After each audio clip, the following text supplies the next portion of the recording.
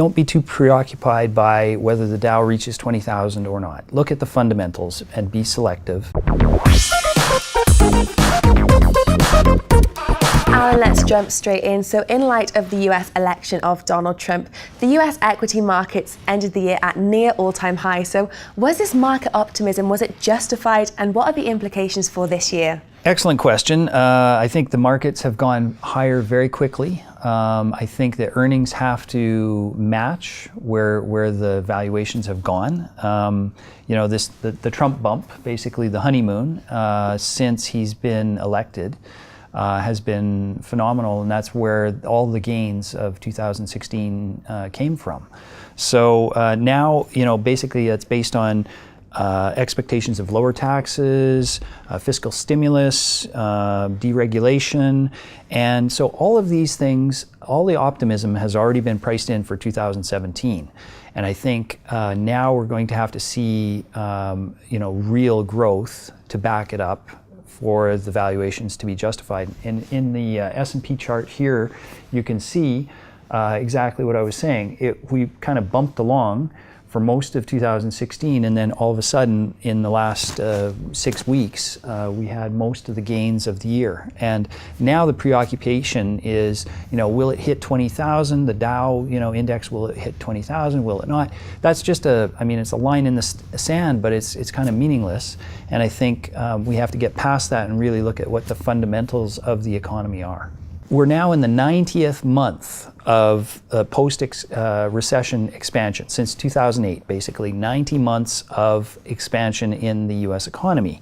And the average for a bull market is about 58 months. So you can see we're very long in the cycle.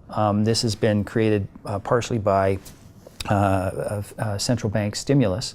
And I'm not sure that, you know, with the valuations where they are, that we can continue the growth to support the valuations. So we've spoken about the equity market rally and optimism. So let's also take a look at the market optimism in the global markets and also the bond market. So is this market optimism, is it also justified? So if you were a bondholder since Donald Trump was elected, you'd be very sad. And if we look at this chart here, the reason that you would be sad is because the values of your bonds would have gone down. So while yields have spiked, you can see from around 2% to about almost 3% at one point, you as a bondholder would have lost money. So actually a lot of the interest rate sensitive assets, bonds, but also dividend stocks, also preferred shares, all of these have sold off. So I think that with the discussion of the last Fed meeting that they might potentially raise rates 3 times this year, I think that's probably too optimistic. And I think bondholders will be rewarded for hanging in there. I think that the yields already, we see a little bit coming down in 2017. And I think probably by the end of 2017, we won't have 3 rate hikes. Maybe we'll have 2, maybe not even 2. So I think it's a bit overdone. So there is a number of things that could potentially happen to sort of derail this optimism. And what I would say is increased trade friction is probably one of the greatest risks. We've seen some of this already between China and the U.S. administration, or the administration that's coming in. Also amongst the North American trade partners, Canada and Mexico, they've seen you know, a lot. Basically devaluations of their currencies and a lot of uncertainty in their markets. So I think that has the potential to slow down the global economy if people start becoming more protectionist in a tit-for-tat type of scenario. And that could really derail a lot of this growth. Now, the market did respond so positively to a Donald Trump presidency, and you've called it yourself a honeymoon period for the Donald Trump presidency in reaction to the market. So if this honeymoon period was to go wrong, what are the risks that it could go wrong? So I think the key here is don't be too preoccupied by whether the Dow reaches 20,000 or not. Look at the fundamentals and be selective.